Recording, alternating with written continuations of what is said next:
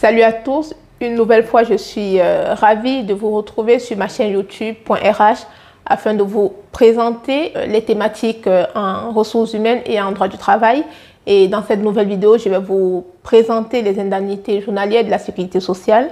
Parce que lorsque vous êtes en arrêt maladie, soit l'arrêt maladie est payé à 100% par votre employeur, soit l'arrêt maladie n'est pas payé et dans ce cas, vous êtes indemnisé par la sécurité sociale.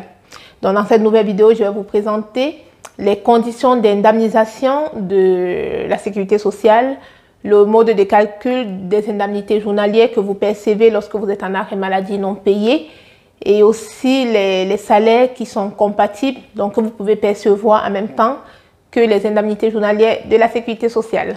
Lorsque vous êtes en arrêt maladie non payé par votre entreprise, afin de percevoir les indemnités journalières de la sécurité sociale, il faudra avoir travaillé. Donc même si vous avez quitté l'entreprise, mais il faudrait quand même que pendant les 3 mois qui précèdent votre arrêt maladie, que vous ayez travaillé au moins 150 heures, ça c'est très important, parce que si vous n'avez pas suffisamment travaillé, vous ne serez pas indemnisé par la sécurité sociale, ou alors durant les 6 mois civils, qui précède votre arrêt maladie, il faudra avoir cotisé sur la base d'une rémunération qui est au minimum égale à 1015 fois le SMIC horaire. Et là, c'est jusqu'à 6 mois d'arrêt de travail.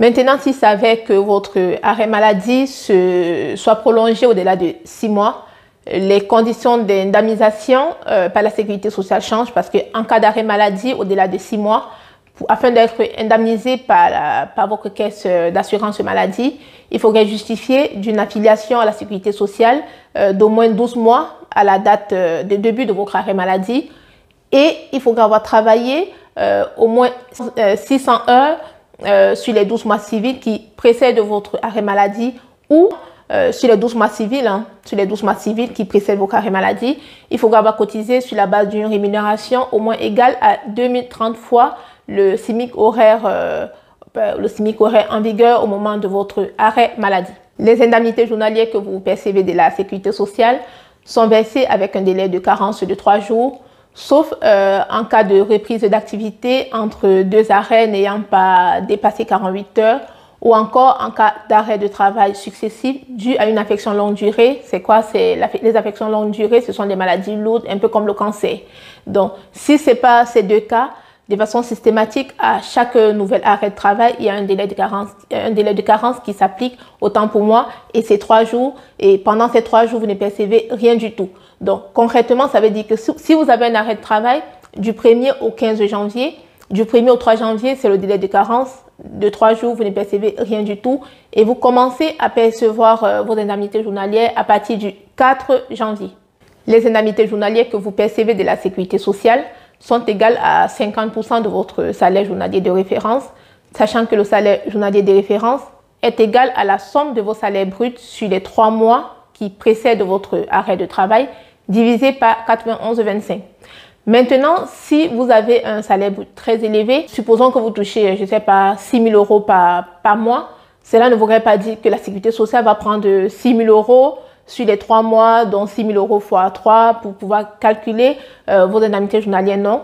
Dans ce cas, la sécurité sociale va plafonner votre salaire brut à 1,8 fois le SMIC pour avoir la base des calculs qui va permettre de calculer le salaire journalier de référence sur lequel on va appliquer 50% pour avoir le montant de vos indemnités journalières de la sécurité sociale qu'on va multiplier par le nombre de jours de vos arrêts maladie en appliquant le délai de carence dont je vous ai parlé. Et la sécurité sociale va indemniser tous les jours de l'arrêt maladie, sauf le délai de carence. Donc, concrètement, si vous avez un arrêt maladie du 1er, je reprends le même exemple, du 1er au 25 janvier, du 1er au 3 janvier, la sécurité sociale ne va pas vous indemniser parce que c'est le délai de carence. Et à partir du 4 janvier jusqu'au 25 janvier, la sécurité sociale va vous verser le montant des indemnités journalières qu'on a trouvé, c'est-à-dire somme de vos salaires la somme de vos salaires bruts qui précède les 3 mois de votre arrêt maladie. La somme, on divise par 91,25. Le résultat, on divise par 2 pour trouver le montant des indemnités journalières, sachant que si vous avez un gros salaire, la sécurité sociale applique un plafond de 1,8 fois le SMIC. Et c'est ce montant, c'est-à-dire c'est la somme du montant qu'on a trouvé, donc de 1,8 fois le SMIC sur votre salaire brut, sur lequel on va appliquer les 91,25 pour trouver le salaire journalier de référence sur lequel on va appliquer les 50%.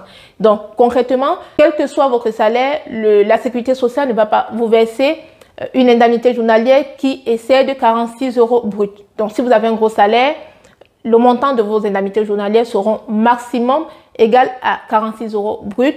Sinon, si vous avez un salaire normal, je ne sais pas, je vais dire comme ça, le montant sera calculé selon la formule dont je vous ai donnée pour avoir le montant de vos indemnités journalières. Nous allons prendre deux exemples tout simples pour comprendre le mode de calcul des indemnités journalières de la sécurité sociale selon que vous ayez un gros salaire ou alors selon que vous ayez un salaire relativement moyen. Donc, dans le premier exemple, vous êtes dans une entreprise et votre salaire brut mensuel est de 2 000 euros. Vous êtes en arrêt maladie du 1er au 15 janvier 2021. Pour savoir ce que la sécurité sociale va vous verser au titre de vos indemnités journalières, on va prendre la somme de vos 3 mois de salaire qui précèdent votre arrêt maladie. Dans notre exemple, on va prendre vos salaires du 1er octobre au 31 décembre. En considérant que sur ces mois, vous n'avez pas été absent, donc vous avez bien eu un salaire brut de 2 000 euros. Et en faisant la somme de 2 000 euros fois 3, ça nous fait 6 000 euros. Les 6 000 euros, on divise par 91,25 comme je l'ai dit tantôt. Et en faisant ces calculs, ça nous fait 65 euros et 75 centimes. Et sur ce montant, on applique 50% pour trouver le salaire journalier de référence de la sécurité sociale. Et ça nous fait 50% de 65 euros et 75 centimes, ça nous fait 32 euros et 87 centimes. Donc, c'est ce montant qui est le salaire journalier de référence de la sécurité sociale. Et c'est ce montant que la sécurité sociale va multiplier fois vos nombres de jours d'arrêt de travail, hormis le délai de carence dont je vous ai présenté. Sachant que la sécurité sociale indemnise en jours calendaires, c'est-à-dire tous les jours du mois, y compris les jours fériés, y compris les samedis et le dimanche. Donc, concrètement, pour ce salarié, il va percevoir le montant de l'indemnité journalière de référence, c'est-à-dire 32 euros et 87 centimes, multiplié par 12, parce que du 1er au 15 janvier, ça fait 15 jours.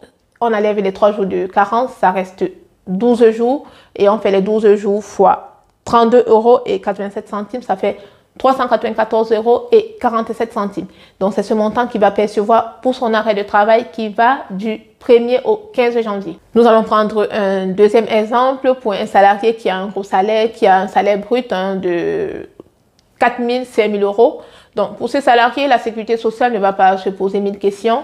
La sécurité sociale va prendre le plafond, c'est-à-dire 1,8 fois le SMIC en 2021. Donc, en faisant ces calculs, si vous faites 1,8 fois le SMIC en 2021, ça nous fait 2 798 euros et 25 centimes. Donc, pour les personnes qui ont un gros salaire, on ne prend pas la somme des 3 mois de salaire qui précèdent l'arrêt maladie. On prend le plafond 1,8 fois le SMIC et c'est ce montant qu'on multiplie par 3 et qu'on divise par 91,25 et le résultat sur lequel on applique 50% pour trouver le salaire journalier de référence de la sécurité sociale. Et si vous faites ce montant, en 2021, ça va vous donner 46 euros. Donc, pour le même salarié, je vais dire pour le même exemple, avec un salarié, un employé qui a un salaire de 4 000 ou de 5 000 euros, pour un arrêt maladie qui va du 1er au 15 janvier, le salarié va percevoir 46 euros fois 12, c'est-à-dire hormis le délai de carence. Et en faisant ces calculs, ça nous donne 552 euros que ce salarié va percevoir au titre de ses indemnités journalières de la sécurité sociale pour l'arrêt de travail du 1er au 15 janvier. Sachez que la sécurité sociale vous verse vos indemnités journalières tous les 14 jours et en même temps, elle vous adresse un décompte d'IGSS que vous trouverez dans votre compte Amélie. Et sachez aussi que les indemnités journalières de la sécurité sociale sont cumulables ou pas avec certains revenus. Donc, vos indemnités journalières de la sécurité sociale, vous pouvez les cumuler avec votre salaire. Si votre employeur maintient en totalité ou en partie votre salaire pendant votre arrêt maladie, vous pouvez cumuler aussi vos indemnités journalières de la sécurité sociale avec vos indemnités de congés payés, bien sûr, avec une pension d'invalidité si votre taux d'invalidité vous permet une reprise d'activité. Et vous pouvez aussi cumuler vos indemnités journalières de la sécurité sociale avec une pension de vieillesse si en tant que retraité, vous poursuivez quand même une activité salariée. Par contre, sachez que vous ne pouvez pas cumuler vos indemnités journalières de la sécurité sociale avec vos allocations chômage, avec vos indemnités maternité. Donc, si pendant un arrêt maternité, vous êtes en arrêt maladie, vous n'allez pas cumuler les deux, ça c'est sûr.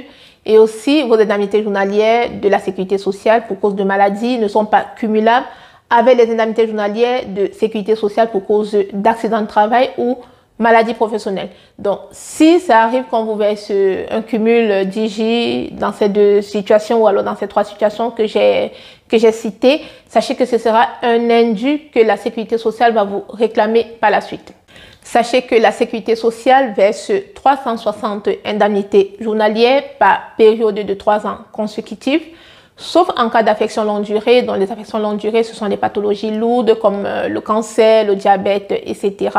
Donc, si vous souffrez d'une affection longue durée, la sécurité sociale vous verse les indemnités journalières pendant 3 ans sans limitation de nombre. Maintenant, si vous avez travaillé 1 an entre 2 périodes de 3 ans, cela vous permettra de recharger une nouvelle période de 3 ans où vous allez percevoir vos indemnités journalières.